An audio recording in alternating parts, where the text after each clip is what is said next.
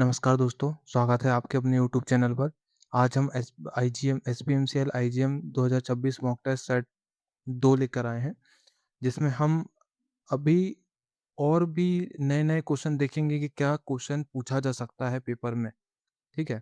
और सिलेबस ऐसा रहेगा कि यदि टॉपिक से कोई भी क्वेश्चन महत्वपूर्ण होगा, वो सारी चीज़ मैं कवर करने की कोशिश किया हूँ। तो चलिए चलिए शुरू करते हैं आज का हमारा प्रैक्टिस सेट।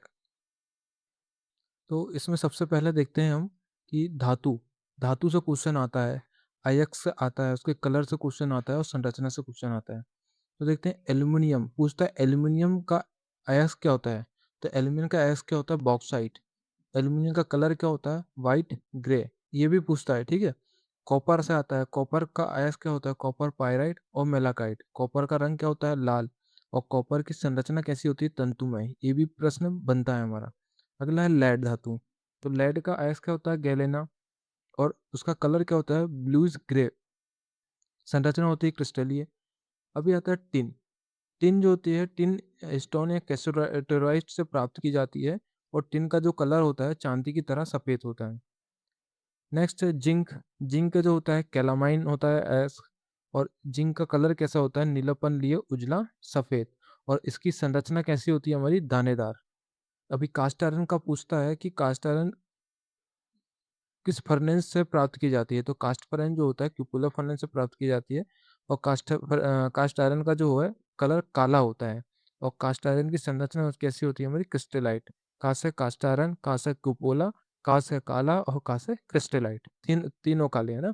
अगला है रॉट आयरन। रॉट आयरन जो पुडलिंग फर्नेस से प्राप्त की जाती है, इसका गहरा काला रंग होता है। और संरचना जो होती है रेशेदार होती है। रा से रॉट आयरन, रा से रेशेदार। अगला स्टील। स्टील जो है, स्टील से पूछता है, इस सेल में पूछा गया प्रश्न है, ठीक है? ये ध्यान रखना, सेल में पूछा गया प्रश्न है कि स्टील किन 2 मिश्रणों से मिलकर बना होता है? तो किससे बना होता है? आयरन और कार्बन से। स्टील जो होती है चांदी की जैसा सफ़ेद होती है और इसकी संरचना जो होती है ग्रैन्युलर होती है।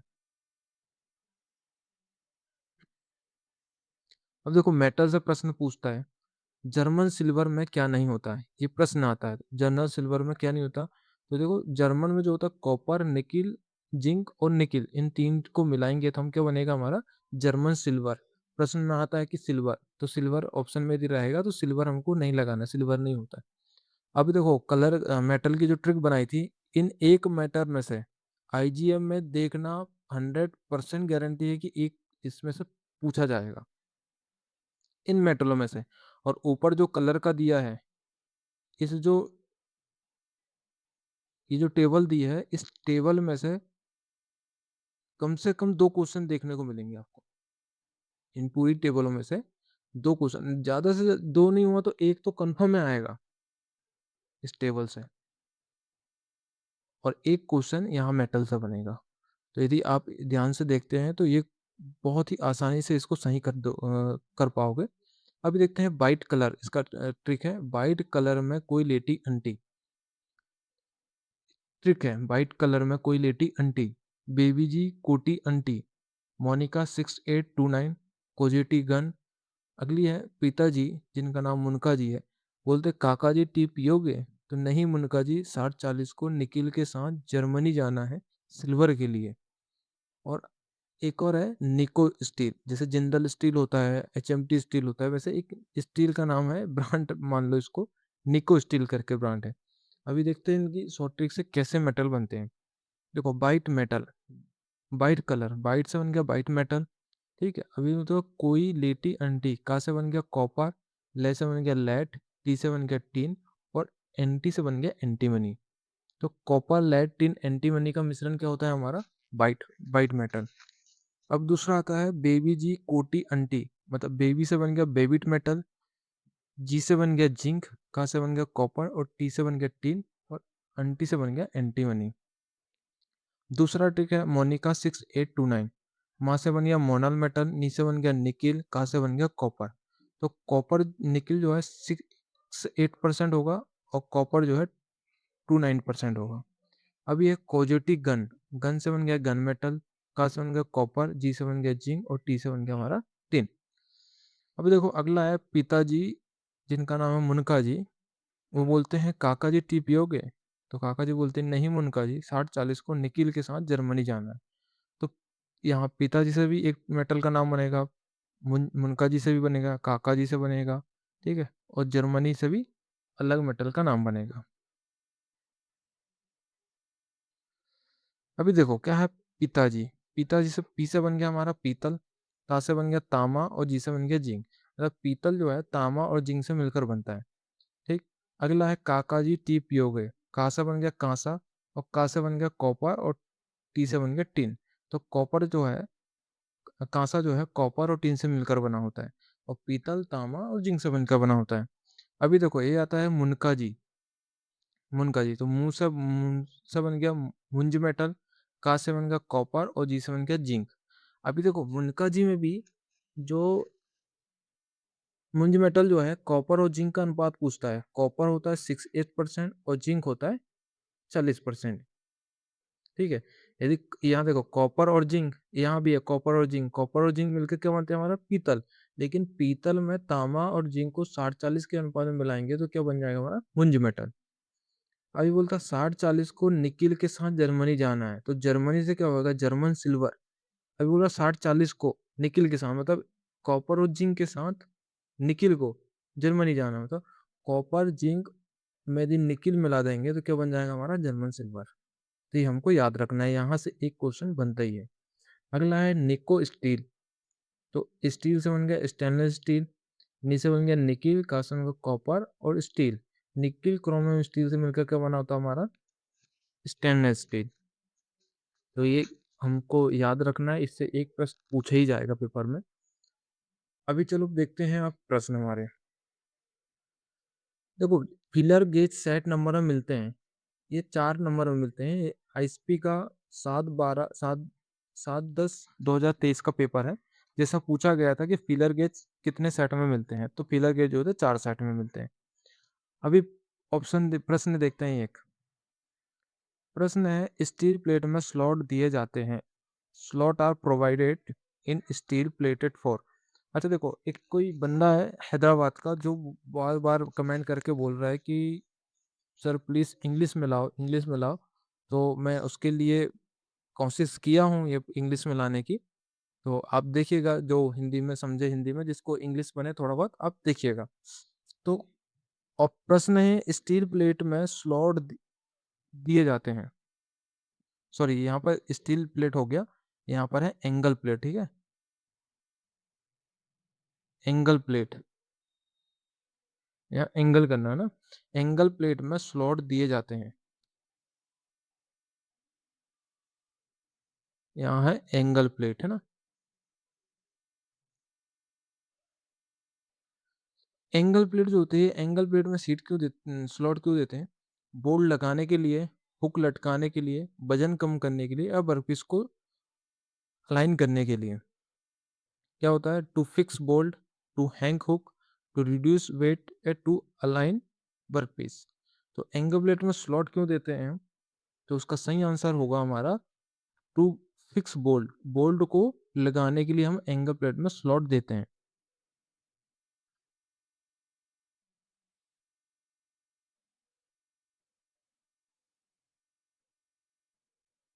नेक्स्ट है भी ब्लॉक का कौन होता है, तो भी ब्लॉक का कौन कितने डिग्री होता है, 90 डिग्री होता है। ये भी आईएसपी का पेपर हुआ था, उसमें पिछले साल के पेपर में पूछा गया था। अभी देखते हैं भी ब्लॉक किन ग्रेड में उपलब्ध है। भी block are available in grades 0 से 1, 1 या 2, A1 या A2, A या B।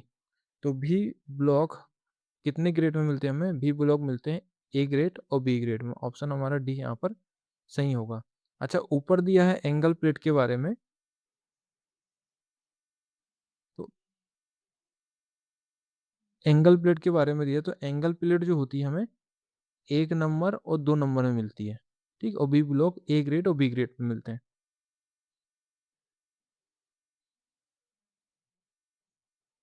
अगला प्रश्न है टिन के बारे में निम्नलिखित विशेषताओं में से कौन सी सही है? Which of the following properties of tin is correct? Option A, tin उच्च तापमान सह सकती है। टिन अधिकांश सोल्डरों का मुख्य घटक है। टिन इलेक्ट्रिसिटी का अच्छा सुचालक है। और टिन संचारण प्रतिरोधी होती है। इसका सही आंसर कमेंट करके बताओ आप क्या होगा। ठीक है। To can withstand high temperature. Tin is the main component of the most solder. Tin is the good conductor of electricity. Tin is the corrosion resistant metal. तो इसका सही आंसर क्या होगा हमारा? Option D. टिन जो है संचारण प्रतिरोधी धातु होती है। अच्छा, ऑप्शन में कई बार एल्युमिनियम भी आता है, तो एल्युमिनियम आएगा और टिन भी रहेगा, तो हमको टिन ही सही लगाना है। अगला है, पाइप रेंच से अधिकतम साइज मापा जा सकता है। तो पाइप रेंच से जो है 63 mm से 200 mm अधिकतम साइज हम जॉब पकड़ सकते हैं। ठीक, ये भी आईएसपी 2023 का पेपर है। अगला प्रश्न है, एक क्रॉस पेन हैमर का पेन है।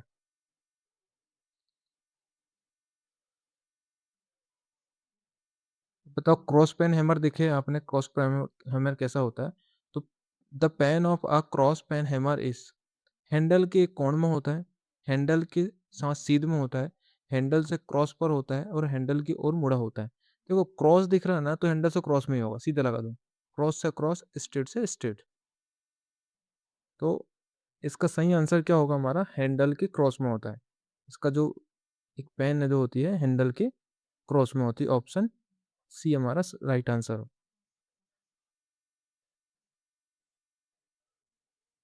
अगला देखते हैं, देखो, रेड ब्राउन के साथ ग्रीन रंग होता है, मेटल का नाम पूछता है, तो ये कॉपर का होता है। ठीक, रेड ब्राउन के साथ ग्रीन जो होता है वो कॉपर होता है। तो जंग लगने के बाद जो होता है, ग्रीन कलर का जंग लगता है इसमें। ठीक है, कॉपर में, जिसको मनीला कहते हैं।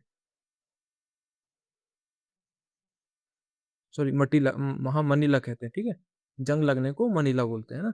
तो जो ये भी आईएसपी 2023 का पेपर में आया हुआ प्रश्न है कि रेड ब्राउन के साथ ग्रीन होता है, तो क्या होता है हमारा? कॉपर। अगला है, इनमें से कौन सा एक प्रत्यक्ष मापने वाला टूल है? Which of the following is a direct measuring tool?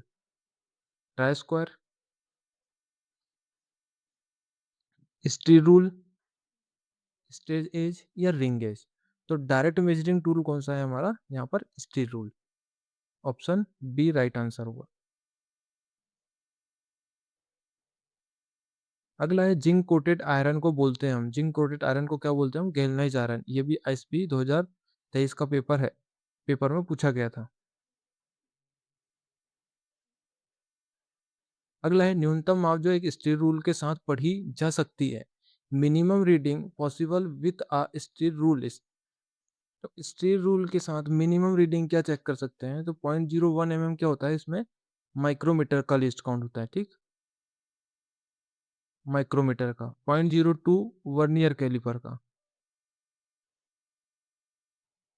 Vernier caliper का 0.05 या 0.5। तो स्टील रूल से न्यूनतम माप कौन सी पढ़ सकते हैं? 0.05। ऑप्शन डी सही होगा।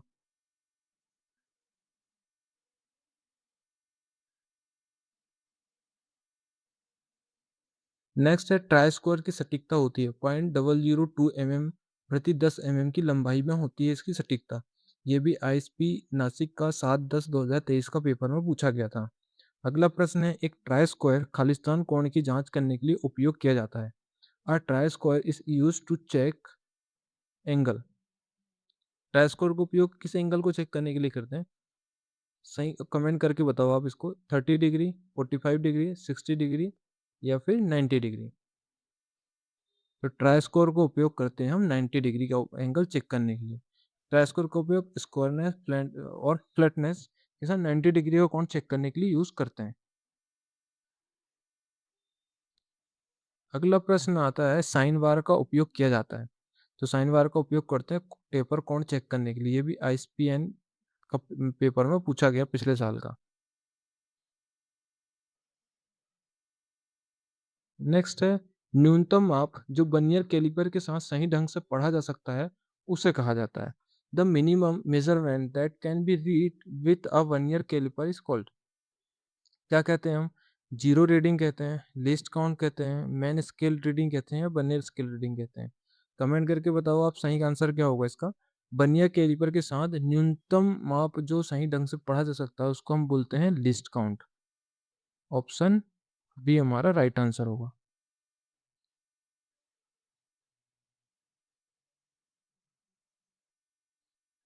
नेक्स्ट प्रश्न है, माइक्रोमीटर में यूनिफॉर्म दबाव के लिए यूज किया जाता है, तो उसका उपयोग रेचेट स्टोक का उपयोग करते हैं। ये भी आईएसपी का पेपर में पूछा गया था। अगला है, मैट्रिक बाहरी माइक्रोमीटर में एक थ्रेड स्पेंडल होता है जिसका पिच है। Metric outside micrometer spindle pitches, pitch कितनी होती है मैट्रिक माइक्रोमीटर के स्पेंडल में? 0.5 mm, 0.25 mm, 1 mm या 1.5 mm? तो मैट्रिक माइक्रोमीटर के स्पेंडल में जो होती है 0.5 mm की पिच होती है, ठीक। और लिस्ट काउंट कितना होता है? 0.01 mm। ये थिम्बल के एक भाग का मान होता है।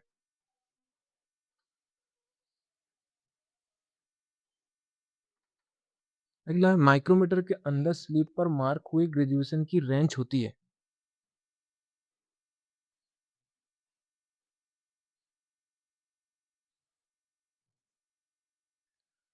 माइक्रोमीटर के अंदर स्लीप पर मार्क हुए ग्रेजुएशन की रेंज होती है।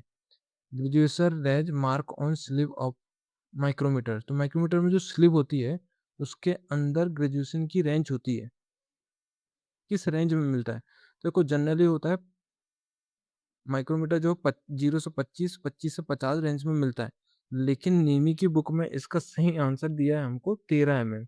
तो हमको 13 mm ही लगाना है इसका राइट आंसर, ठीक है।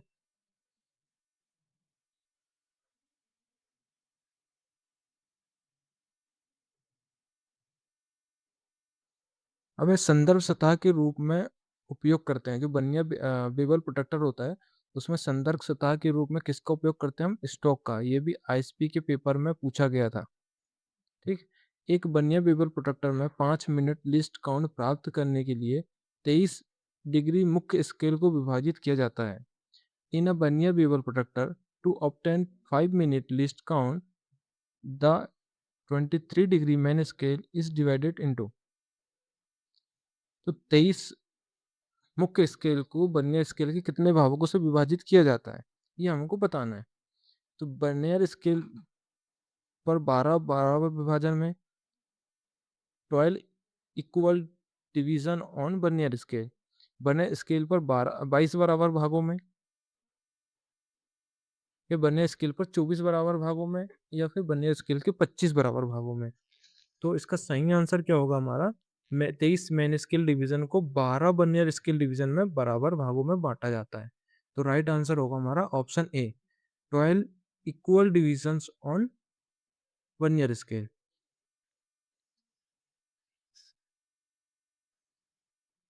अगला प्रश्न है, कोण को 90 डिग्री से कम हो, कोण जो 90 डिग्री से कम हो उसे कहा जाता है।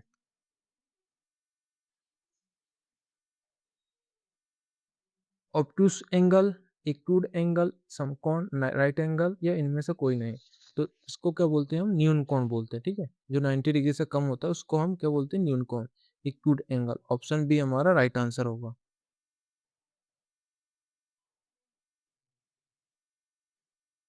नेक्स्ट प्रश्न है, निम्नलिखित में से किस कूलेंट का उपयोग एल्यूमिनियम वर्कपीस की रिमिंग करने के लिए करते हैं? Which coolant is use for remaining reaming aluminium workpiece? Aluminium workpiece की रिमिंग करने के लिए कूलेंट का उपयोग करते हैं। मिट्टी का तेल, वाटर, एयर फ्रेशर, या लार्ड ऑयल? तो एल्यूमिनियम की रिमिंग करने के लिए हम किसका उपयोग करते हैं? यहाँ पर मिट्टी के तेल, केरोसिन का।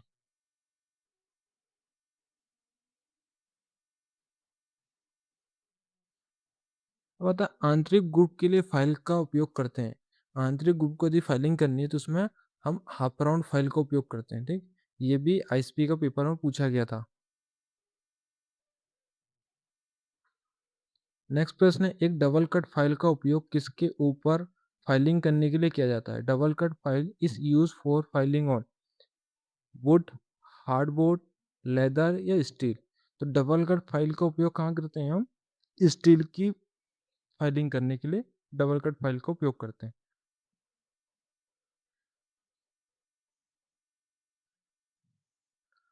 शार्प कोनों की फिनिशिंग के लिए फाइल का उपयोग करते हैं। तो फाइल का नाम क्या है उसका? बैरेट फाइल का उपयोग करते हैं। ये भी आईएसपी का 7/10/2023 के पेपर में पूछा गया प्रश्न है। अब सेकंड कट फाइल किस एक प्रकार है? Second cut file is a type of. Second cut file जो है किस प्रकार की है? सेक्शन, ग्रेड, कट या डिजाइन। तो सेकंड कट फाइल जो होती है वो ग्रेड के अनुसार होती है। ऑप्शन बी हमारा राइट आंसर हो।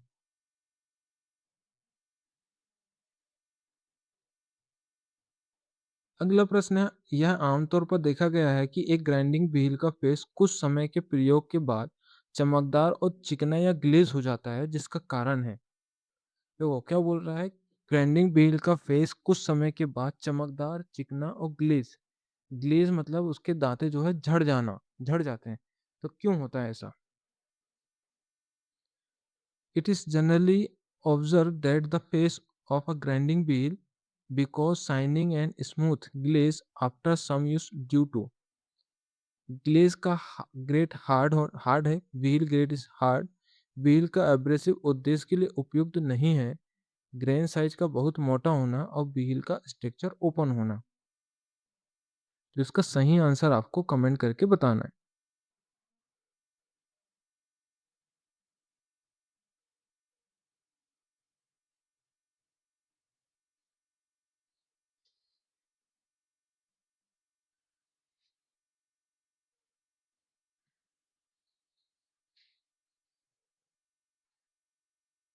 ग्राइंडिंग व्हील जो है ग्लेज होने का कारण जो होता है वो व्हील का हार्ड होना। ग्लेजिंग और लोडिंग में अंतर समझना आप। ग्लेजिंग कब होगा? जब जब ग्रेन साइज जो होगा, ग्रेट साइज होगा, हार्ड होगा। और लोडिंग कब होगा? लोडिंग तब होगा जब जो है उसका स्ट्रक्चर जो ओपन होगा। ठीक, ओपन होगा। ठीक है, ग्रेन साइज मोटा होगा तो कोर्स होगा तो क्या होगा कि लोडिंग होगी, उसमें जो मेटल के जो कण है उस एब्रेसिव में फंसेंगे। लेकिन ग्लेज होने का कारण जो है उसका फाइन ग्रेड का होना। ठीक, ग्लेज होने का कारण जो है फाइन ग्रेड का होना और हार्ड होना। इससे क्या होता है? ग्लेज झड़ जाते हैं। ठीक, लेकिन यदि एब्रेसिव जो है दूर दूर होंगे, ऐसे दूर दूर होंगे तो क्या होगा कि इसमें जो है धातु के कण फंसेंगे। ये इन दोनों के बीच में गैप रहेगा तो गैप में क्या होगा? धातु के कण यहाँ फंस जाएंगे। लेकिन यही फाइन होगा, एब्रेसिव जो है फाइन होगा, बार पास पास दांते होंगे तो क्या होगा कि ये इसके दांते झड़ेंगे। ठीक है, तो इसका सही आंसर क्या होगा? ग्लेज होने का कारण क्या है? व्हील का ग्रेड का हार्ड होना। ऑप्शन ए हमारा सही होगा।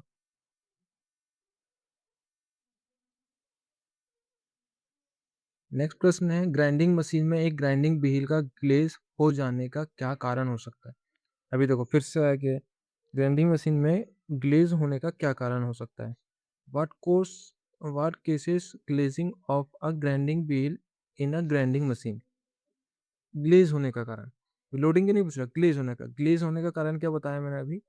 या तो फाइन ग्रेड का होना, ठीक है, धातु पास पास होना, या फिर हार्ड ग्रेड का व्हील होना। ऑप्शन देखते हैं हम। ग्राइंडिंग व्हील का ग्रेड बहुत सॉफ्ट है। सॉफ्ट से तो कुछ होगा नहीं। ठीक है, ग्राइंडिंग व्हील का ग्रेड बहुत बड़ा होना, बड़ा मतलब लार्ज होना, ये भी नहीं होगा। फीड और ट्रेवल कम होना, ये भी ऑप्शन नहीं है, ये भी नहीं होगा। अभी लास्ट ऑप्शन देते, ग्राइंडिंग व्हील की स्पीड बहुत अधिक है और वर्कपीस की स्पीड बहुत कम है। तो हाँ, ये ऑप्शन सही होगा। ठीक, ऑप्शन डी हमारे यहाँ पर सही होगा। ग्लेजिंग होने का एक और कारण क्या हो सकता है? ग्राइंडिंग व्हील की स्पीड बहुत अधिक और वर्कपीस की स्पीड कम होना।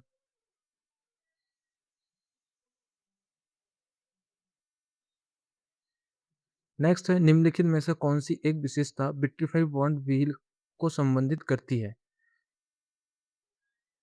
ऑप्शन देखते हैं हम क्या होगा। पहला, घनी संरचना के कारण लंबे समय तक उपयोग किया जाना। लोचदार संरचना के कारण लंबे समय तक उपयोग किया जाना। गीली और सूखी ग्राइंडिंग के लिए उपयुक्त, या ऑप्शन डी है झटके या दबाव के प्रति संवेदनशील है। तो इसका राइट आंसर क्या होगा बताओ आप। तो विट्रीफाइड बॉन्ड का उपयोग कहाँ करते हैं? गीली और सूखी ग्राइंडिंग के लिए उपयुक्त होना है, suitable for wait and dry grinding के लिए। ऑप्शन सी हमारा यहाँ पर सही होगा।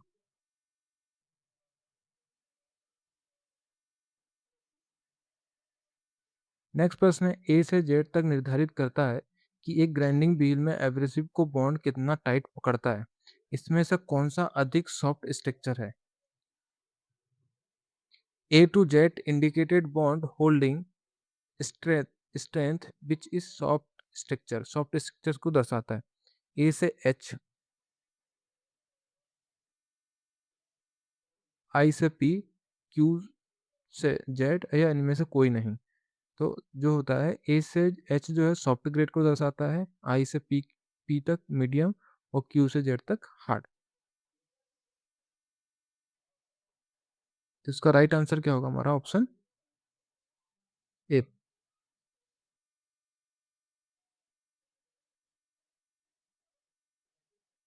नेक्स्ट है मशीन फिनिश सतह में मार्किंग मीडिया। तो मशीन की हुई फिनिश सतह जो होती है उसमें मार्किंग मीडिया का यूज करते हैं। तो किसका उपयोग करते हैं? पार्सन ब्लू का। पार्सन ब्लू जो है देरी से सूखने वाला मार्किंग मीडिया है, और सेलुलोज लेक्कुलर जो होता है वो जल्दी सूखने वाला मार्किंग मीडिया होता है। तो ये मशीन फिनिश सतह में मार्किंग मीडिया का उपयोग करते हैं पार्सन ब्लू। ये जो है आईएसपी के पेपर में पिछले साल का पूछा गया। अगला अगला प्रश्न है, एक ग्राइंडिंग व्हील की ड्रेसिंग के लिए प्रति पास इन फीट गहराई खालिस्तान से अधिक नहीं होनी चाहिए। ये प्रश्न थोड़ा डिफरेंट है, ठीक है। In dressing a grinding wheel in feed depth पर पास शुड नॉट एक्सीड, इसमें इससे अधिक नहीं होनी चाहिए ड्रेसिंग के लिए। 0.25 mm, 0.025 mm, 0.0025 mm या 0.0025 mm। तो इसका सही आंसर क्या होगा? कमेंट करके बताओ आप।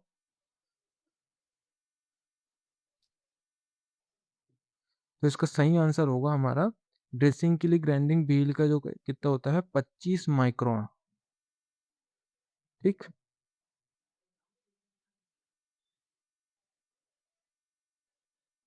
25 माइक्रोन से ज्यादा नहीं होना चाहिए। तो 25 माइक्रोन में कितना होगा? 0.025 ऑप्शन बी हमारा सही होगा।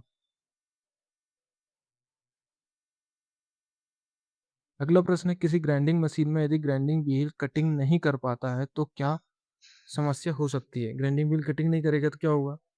If a grinding wheel does not cut in a grinding machine, what could be the problem? क्या प्रॉब्लम हो सकती है? ग्राइंडिंग व्हील का बहुत ग्रेड बहुत सॉफ्ट है,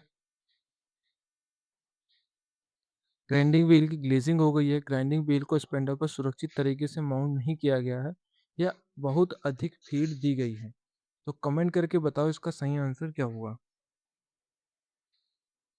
ग्राइंडिंग व्हील कभी ग्राइंडिंग नहीं करते तो इसका कारण क्या होगा? ग्राइंडिंग व्हील की ग्लेजिंग हो गई है। ऑप्शन बी हमारा राइट आंसर होगा। नेक्स्ट प्रश्न देखते हैं हम। ये प्रश्न जो है RR CAT Indore, IGM Hyderabad और ISP Indian security press Nashik में भी पूछा जा चुका है ये प्रश्न। अब प्रश्न क्या है, लकड़ी कागज कपड़े से लगने वाली आग किस श्रेणी की होती है? Fire case by the wood paper cloth belong to which class? Class A, B, C या डी? अब इसको देखो, याद रखने की ट्रिक बता रहा हूँ मैं। अपने घर में क्या होती है? एसी। ए और सी घर में होती है, ठीक। अब इससे समझना, ये क्या होता है? लकड़ी कागज कपड़े की आग ये सब घर में होता है। तो ये जो होती है ए क्लास की आती है। अभी सी, सी क्या घर में होता है? सी गैस सिलेंडर भी होता है हमारे पास। तो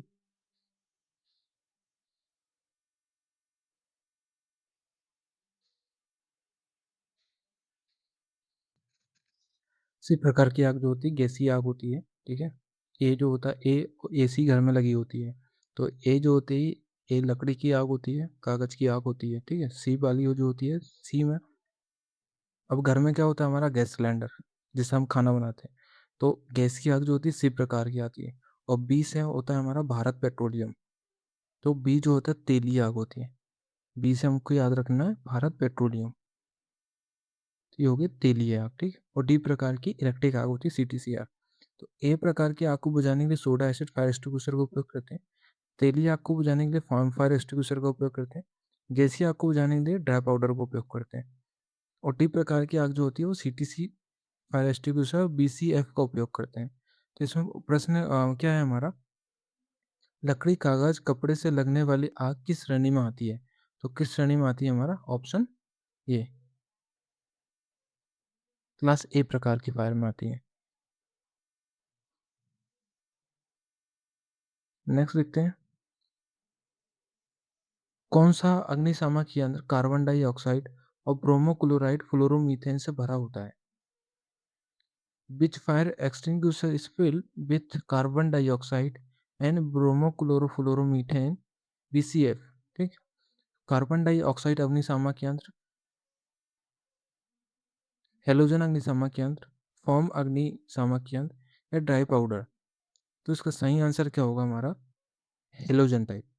ऑप्शन बी हमारा राइट आंसर होगा।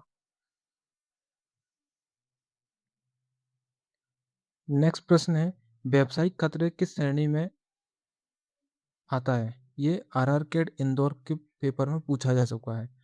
विच which of the following comes under occupation hazard? व्यावसायिक खतरे की श्रेणी में आता है। नॉइस, टॉक्सिन, अनस्किल्ड या अनगार्डेड मशीनरी। तो इसका करेक्ट आंसर बताओ कमेंट बॉक्स में करके, क्या होगा। तो व्यावसायिक खतरों की श्रेणी में आता है बिना गार्डेड मशीनरी। ऑप्शन डी हमारा राइट आंसर होगा। नेक्स्ट प्रश्न है, एक घायल व्यक्ति के रक्त स्राव ब्लीडिंग को कैसे रोका जा सकता है? How to stop bleeding of an injured person? पट्टी बांधकर, मरहम लगाकर, घाव पर टिंचर लगाकर या घाव पर दबाव डालकर। तो एक रक्तस्राव ब्लीडिंग को कैसे रोक सकते हैं? इसका करेक्ट आंसर क्या होगा हमारा, ऑप्शन डी, घाव पर दबाव डालकर।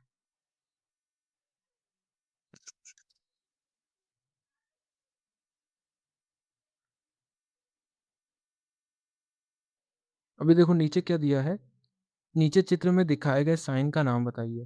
What is the name of the sign show in the figure below? तो ये जो साइन दिया है इसका बताना है कि क्या मतलब होता है इसका। ऑप्शन देखते हैं हम।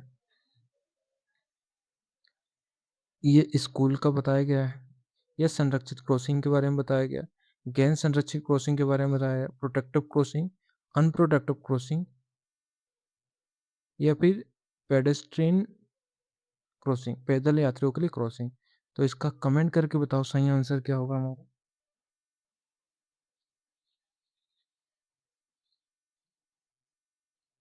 तो इसका सही आंसर होगा पैदल यात्रियों के लिए क्रॉसिंग। ऑप्शन डी हमारा राइट आंसर होगा।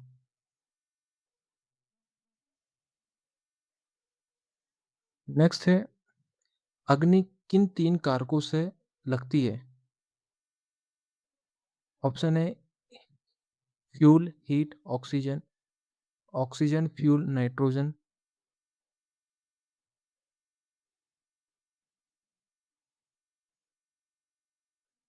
या हीट, नाइट्रोजन, ऑक्सीजन या फ्यूल, कार्बन डाइऑक्साइड या हीट। तो ऑक्सीजन जो मतलब आग जो होती है किन तीन चीजों का कॉम्बिनेशन होता है?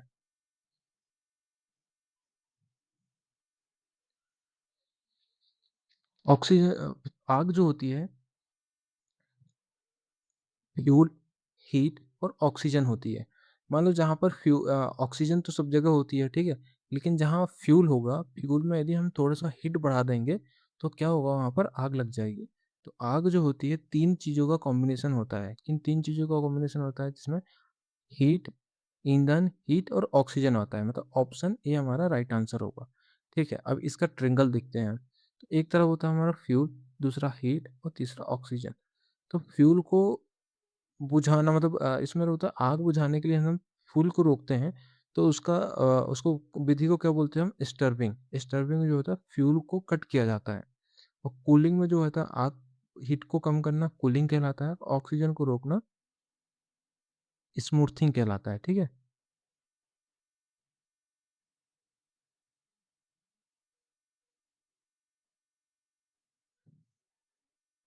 ऑक्सीजन को रोकना स्मूथनिंग कहलाता है।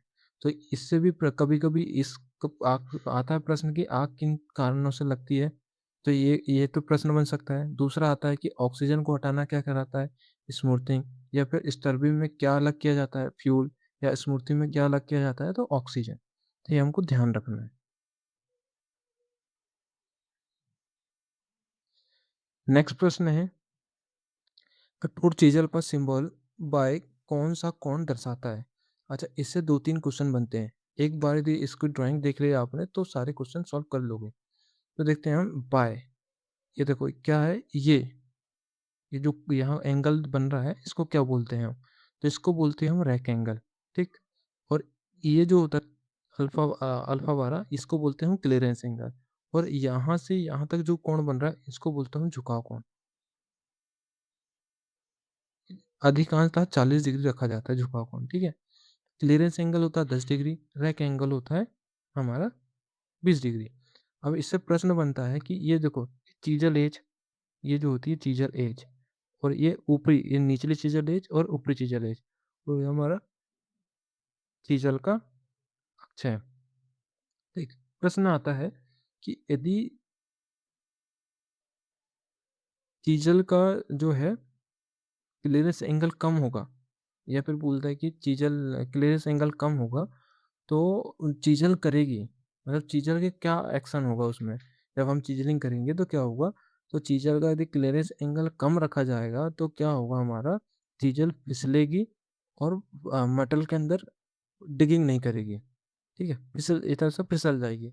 और यदि इसमें जो है चीजल रैक एंगल, यहाँ पर रैक एंगल कितना हमारा 20, यदि रैक एंगल कम होगा, क्लीयरेंस एंगल कम होगा, तो चीजल फिसलेगी, मतलब चीजल जो है चीजल का एंगल जो है ये कौन है, ठीक है? यदि रैक एंगल हम कम करते हैं, क्लीयरेंस एंगल कम करते हैं, तो चीजल किस तरीके से आएगी हमारी? ऐसी आ जाएगी, ठीक है? ये हमारा चीजल हो जाएगी,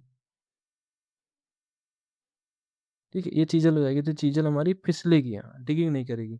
और यदि रैक एंगल हम कम करते हैं, तो रैक एंगल कम करेंगे तो क्या होगा हमारा? मान लो इस तरीके से चीजल हो जाएगी, तो चीजल जो है डिगिंग करेगी, है ना? तो ये चीज़ हमको 2 केस में ध्यान रखना है। यदि चीज़ल का रैक एंगल कम होगा तो वो डिगिंग करेगी, और चीज़ल का क्लीयरेंस एंगल कम होगा तो वो जो मतलब चिपिंग नहीं कर पाएगी, फिसलेगी। तो यहाँ पर देखो क्या बोल रहा है, जो बाएँ वाला जो है इसका किसको दर्शाता है? तो ये जो है रैक एंगल को दर्शाता है। इसका करेक्ट आंसर क्या होगा हमारा? Rack angle. ऑप्शन ए हमारा यहाँ पर करेक्ट आंसर होगा।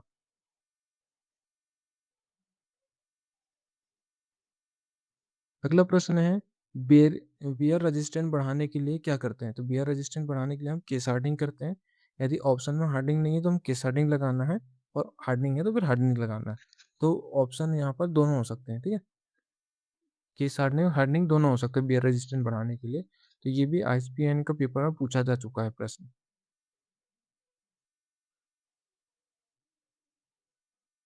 अगला प्रश्न है, धातु के उस गुण का नाम बताइए जिसके आधार पर टूटे बिना इसे तारों में खींचा जा सकता है। Name the property of metal by which it can be drawn into wire without breaking. इसको बोलते हैं तन्यता, डक्टिलिटी, टेनासिटी, इलास्टिसिटी या मेलेबिलिटी। तो तार बनाने के गुण को क्या कहते हैं हम? तार बनाने के गुण को कहते हैं डक्टिलिटी, ठीक है? तन्यता, ऑप्शन ए हमारा राइट आंसर होगा।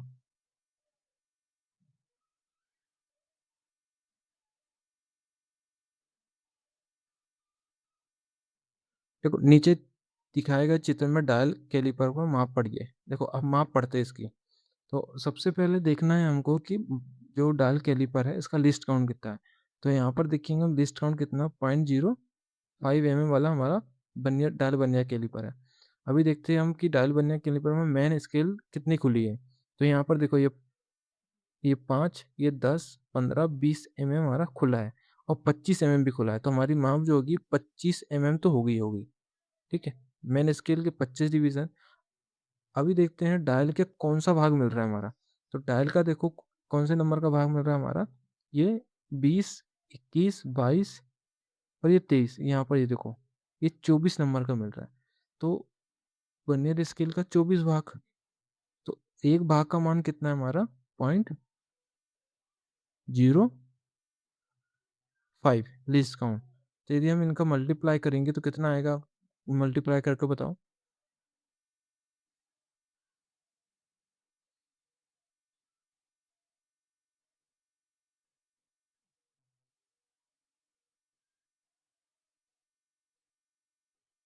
ठीक है, तो इनका दोनों को मेन स्केल का कितना भाग हो गया हमारा? 25, और वर्नियर स्केल के कितने भाग हो गए? 1.2।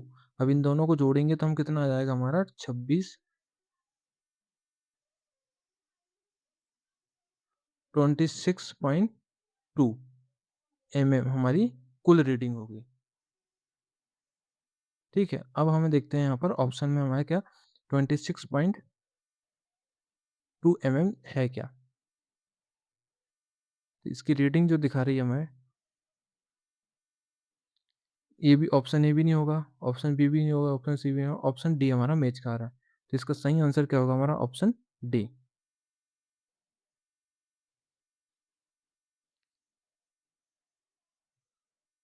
अगला प्रश्न है, कौन सा वर्नियर बीवल प्रोटेक्टर के स्टॉक्स का एक अभिन्न हिस्सा है? Which is the integral parts of the stock of a vernier bevel protractor. मतलब मेन अभिन्न हिस्सा होता है वर्नियर बीवल। इस डिस्क होती है, टाइल होती है, प्लेट होती है, या मेन स्केल होती है? कमेंट करके बताओ इसका सही आंसर क्या होगा। तो बन्या बीवर प्रोटेक्टर के स्टॉक का एक अभिन्न हिस्सा होता है। तो क्या होता है स्टॉक का अभिन्न हिस्सा? डायल। ऑप्शन बी हमारा राइट आंसर हो गया। अभी डिस्क में जो होती है मेन स्केल होती है, डायल में वर्नियर स्केल होती है, और जब जब कुछ चेक करते हैं संदर्भ सतह के रूप में जो होती है, टेपर वाला भाग जो होता है उसमें ब्लेड में टच होता है। और संदर्भ सतह से पूछता है कि संदर्भ सतह के रूप में किसका उपयोग करते हैं हम? तो उसमें स्टॉक का उपयोग करते हैं। ये भी ध्यान रखना है ना।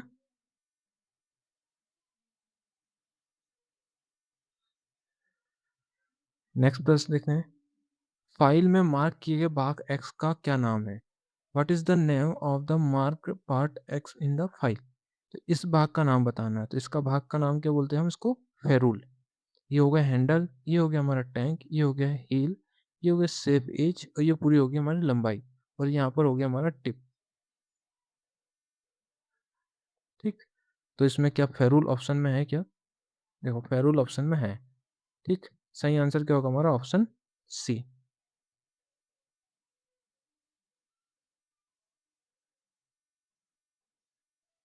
अभी देखो प्रश्न है, चिपिंग के दौरान चीजल के अक्ष और जॉब की सतह के बीच में कोण का क्या नाम है?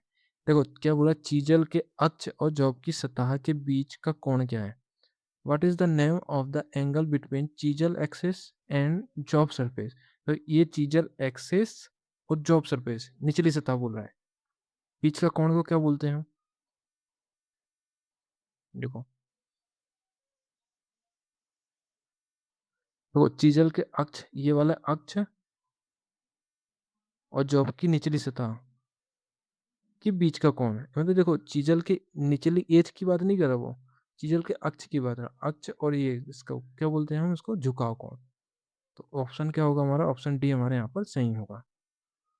ये हो गया हमारा क्लियरेंस एंगल, चीजल की निचली एज और जॉब की निचली सतह, जॉब की सतह के बीच का कोण को क्या बोलते हैं? क्लियरेंस। और जॉब की ऊपरी सतह और मतलब लंबवत सतह एक्सिस के बीच के कोण को क्या बोलते हैं हम? Rack angle. इसका करेक्ट आंसर क्या होगा हमारा? ऑप्शन डी, झुकाव कोण।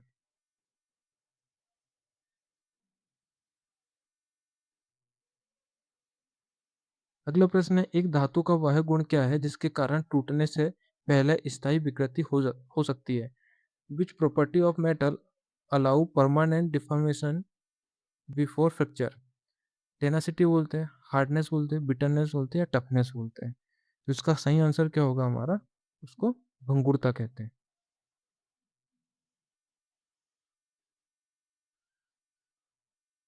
तो डेप्थ माइक्रोमीटर में मार्क किए गए एक्स भाग का नाम बताइए। तो ये जो भाग है इसका नाम क्या है? इसको कैप बोलते हैं, लॉक बोलते हैं, स्टॉक बोलते हैं, या फिर थिम्बल बोलते हैं? तो कमेंट करके बताओ इसको सही आंसर क्या होगा इसका।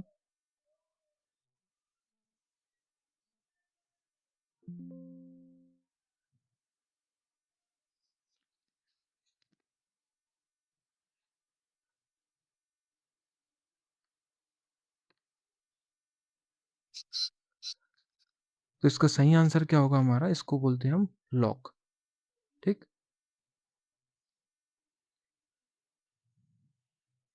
अगला प्रश्न है, नीचे चित्र में दिखाई गई ड्रिलिंग मशीन का नाम है। What is the name of drilling machine so lock? नीचे दिखाई गई मशीन का नाम क्या है? तो इसको क्या बोलते हैं हम? Pillar type drill machine. Option देते हैं हम, क्या है? Pillar type drill machine. इसमें जो है 25 mm तक की जॉब में ड्रिल कर सकते हैं। ठीक। रेडियल ड्रिल मशीन जो होती है, रेडियल ड्रिल मशीन में जो है जॉब स्थिर होती है और स्पेंडल को जो है आर्म को आगे पीछे घुमाया जा सकता है। अगला प्रश्न है, बनिया बेबर प्रोट्रैक्टर की सटीकता है। एक्यूरेसी ऑफ बनिया बेबर प्रोट्रैक्टर से एक्यूरेसी कितनी होती है? 1 डिग्री, 5 डिग्री, 5 मिनट या 5 सेकेंड? तो बनिया बेबर प्रोट्रैक्टर का लिस्ट काउंट कितना होता है हमारा? 5 मिनट। इसके मेन स्केल के एक भाग का मान कितना होता है? 1 डिग्री। और बर्नियर स्केल के एक भाग का मान कितना होता है? 1 डिग्री 55 मिनट। ठीक, ये भी याद रखना है, इससे भी प्रश्न पूछता है। नेक्स्ट है हेक्साब्लेड 300 इंटू 12.5 इंटू 0.63 ISO 2949 में 300 क्या दर्शाता है? तो 300 क्या है हमारी? इसमें 300 ब्लेड होती है। ये चौड़ाई हो गई और ये इसकी पिच हो गई। तो ये जो है 300 वाला जो है, इसको लंबाई कहते हैं। ये भी ISPN के पेपर में पूछा जा चुका है पिछले बार में। अगला प्रश्न है, यूनिवर्सल सरफेस गेज के किस भाग का उपयोग आवश्यक स्थान पर स्क्राइबर सेट करने के लिए करते हैं? Which part of universal surface gauge is used to set scriber at required position? किसका उपयोग करते हैं हम, बताओ? स्नग का उपयोग करते हैं, गाइड पिन का उपयोग करते हैं, रॉकर आर्म का उपयोग करते हैं, या फाइन एडजस्टिंग स्क्रू का उपयोग करते हैं? देखो प्रश्न क्या बोल रहा है, ध्यान से देखो। यूनिवर्सल सरफेस गेज के किस भाग का उपयोग आवश्यक स्थान पर स्क्राइबर को सेट करने के लिए करते हैं? किसको सेट करने के लिए करते हैं? स्क्राइबर को सेट करना है। तो स्क्राइबर को सेट करने के लिए क्या होता है, इस तरीके से हमारा स्क्राइबर होता है। ठीक। ठीक, यहाँ पर जो होता है स्लाइड होती है, तो ये स्क्राइबर हो गया। ठीक है।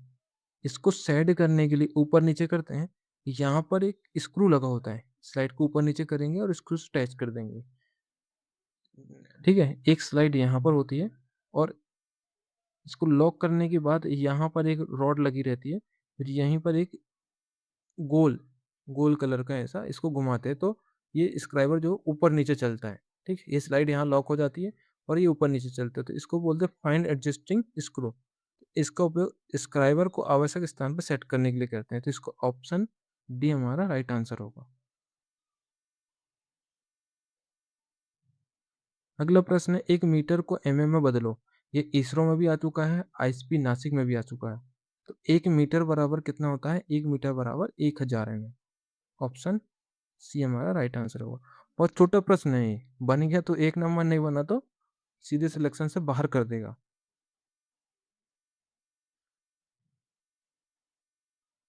अगला है, नीचे चित्र में दिखाया गया वी ब्लॉक का नाम बताओ। What is the name of the V block so block? तो ये जो है ये लेवल होता है। ठीक है, ये लेवल होता है और ये ग्रुप होता है। तो single level single V group इसका नाम है। देखो ये कहीं मिल रहा है क्या? V group, V group block, single level single group V block, या double level single group V block, या single level double group V block? तो इसका सही आंसर क्या होगा हमारा? Single level single group V block. Option B हमारा right answer होगा।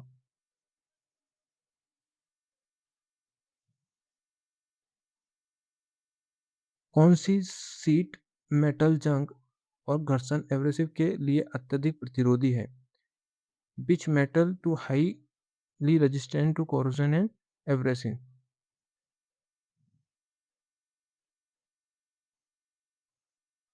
ऑप्शन है कॉपर, ब्लैक आयरन, एल्यूमिनियम, एक गैल्वनाइज आयरन। तो इसका सही आंसर क्या होगा, कमेंट करके बताओ आप। कोरोजन रेजिस्टेंट के लिए किसका उपयोग करते हैं हम? यहाँ एल्यूमिनियम का। ठीक, यहाँ पर टिन नहीं है, नहीं तो टिन आता। ठीक, ऑप्शन में टिन नहीं है तो टिन को मानता। ठीक, ये भी ध्यान रखना, कहीं कहीं टिन को भी मानता है, लेकिन टिन अभी यहाँ पर ऑप्शन में नहीं है, इसलिए एल्यूमिनियम हमारा सही होगा। और जिंक, गैल्वेनाइज्ड आयरन में किसकी कोटिंग कराते हैं हम? जिंक की। जिंक जो होता है नीलापन लिए उजला सफेद होता है इसका कलर, और टिन का जो होता है चांदी की तरह सफेद होती है। नेक्स्ट है स्टील को सोल्डरिंग के लिए फ्लेक्स का उपयोग किया जाता है। Which flux is use for soldering steel? Ammonium chloride, zinc chloride, resin या पेस्ट? इसका सही आंसर क्या होगा हमारा? सोल्ड स्टील की सोल्डरिंग के लिए हम किसका उपयोग करते हैं? अमोनियम क्लोराइड का उपयोग करते हैं फ्लेक्स के रूप में।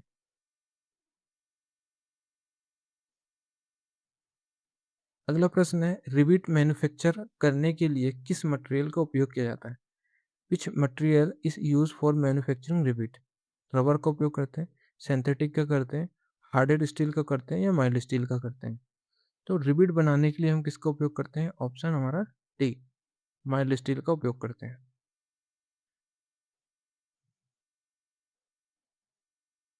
अब लेफ्टवर्ड वेल्डिंग तकनीक में ब्लो पाइप और फिलर रॉड को कितने कोण बनाए रखना चाहिए? In leftward welding technique what angle should be maintain for blow pipe and filler rod? तो लेफ्टवर्ड तकनीक की बात कर रही है 44 का सही आंसर क्या होगा? ऑप्शन है हमारा 60 डिग्री, 30 डिग्री, 50 40, 30 50 या 60 40। तो ये बोल रहा है लेफ्टवर्ड तकनीक, तो इसमें सही आंसर क्या होगा हमारा? लेफ्टवर्ड तकनीक में ब्लो पाइप कितने डिग्री का होगा? ब्लो पाइप होगा हमारा 60 डिग्री का, और रॉड, फिलर रॉड जो होगी 30 डिग्री का होगी। ठीक है, ऑप्शन ए हमारा राइट आंसर होगा।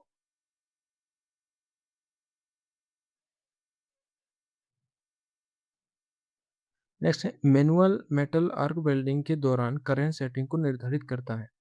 जॉइंट का प्रकार, वेल्डिंग की पोजीशनिंग, इलेक्ट्रोड की लंबाई या इलेक्ट्रोड का व्यास? तो इसका सही आंसर क्या होगा? दौरान करंट सेटिंग को निर्धारित करता है इलेक्ट्रोड का व्यास। ऑप्शन डी हमारा राइट आंसर होगा।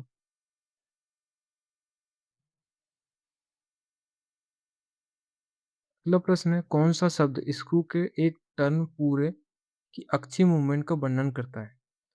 विच term describe axial movement of screw in one complete turn? एक कंप्लीट चक्कर जब आगे बढ़ता है, ठीक है, एक जो ये स्क्रू है हमारा, ठीक, ये स्क्रू हो गया। कौन सा शब्द स्क्रू एक पूरे टर्न को, अब मान लो स्क्रू है एक पूरा चक्कर चलता है, तो इसके अक्षीय मूवमेंट को जो यहाँ से जो दूरी तय करता है उसको क्या बोलते हैं? तो उसको हम बोलते हैं लीड। लीड क्या होता है? स्क्रू द्वारा एक चक्कर में जितनी दूरी तय की जाती है उसको हम लीड कहते हैं, और एक थ्रेड से दूसरे थ्रेड के बीच की दूरी को क्या कहते हैं? हम पिच।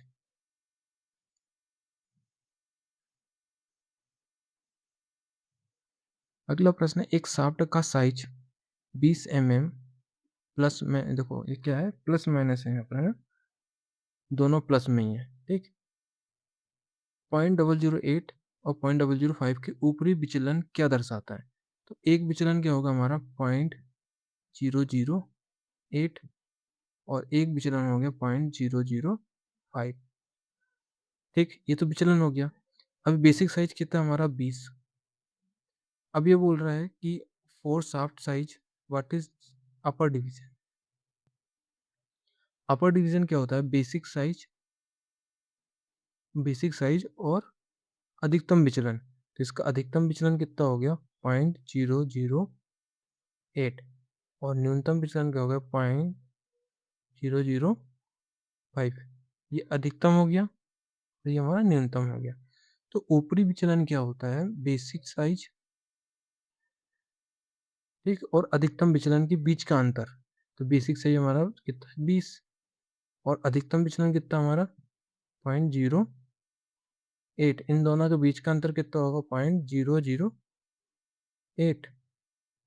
इसका सही आंसर कितना होगा? ऑप्शन बी, ये हमारा अपर विचलन है। नीचे दिए गए असेंबली तकनीक में किस प्रकार का पार्ट्स दिखाया गया है? Taper pin, split pin, quarter pin या स्प्रिंग पिन? तो इसमें जो है क्वार्टर पिन दिखाया गया। ऑप्शन हमारा सी करेक्ट आंसर।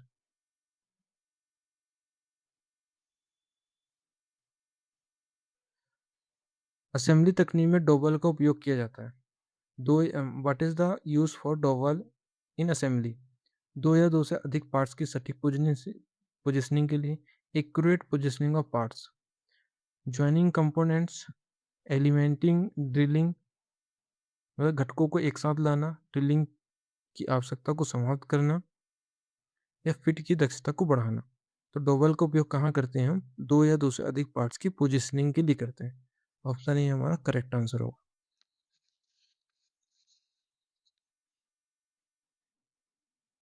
लास्ट प्रश्न है, कौन सा रखरखाव रिकॉर्ड किसी मशीन की कमियों का उल्लेख करता है? Which maintenance record mention machine defect? मतलब रखरखाव रिकॉर्ड को उल्लेखित कमियों को उल्लेखित करता है। निरीक्षण जांच सूची, उपकरण रिकॉर्ड सूची, प्रोडक्ट मैनुअल या सर्विस मैनुअल? तो इसका सही आंसर क्या होगा हमारा? इक्विपमेंट रिकॉर्ड, उपकरण रिकॉर्ड सूची जो है इसको उपकरण रिकॉर्ड में इसको उल्लेखित किया जाता है। तो ये हमारे आज के 50 क्वेश्चन रहे। अगली क्लास में इससे ज़्यादा डिफिकल्ट क्वेश्चन रहेंगे और जो की संभावना ज़्यादा होगी ऐसे क्वेश्चन को मैं शामिल करूँगा। तो मेरा वीडियो ये आपको पसंद आया हो तो लाइक शेयर ज़रूर करिएगा और सब्सक्राइब करने में किसी तरीके का कोई पैसा नहीं लगता। तो चैनल को सब्सक्राइब जरूर करिएगा ताकि मेरी आने वाले वीडियो की नोटिफिकेशन आपको सबसे पहले मिल सके। धन्यवाद।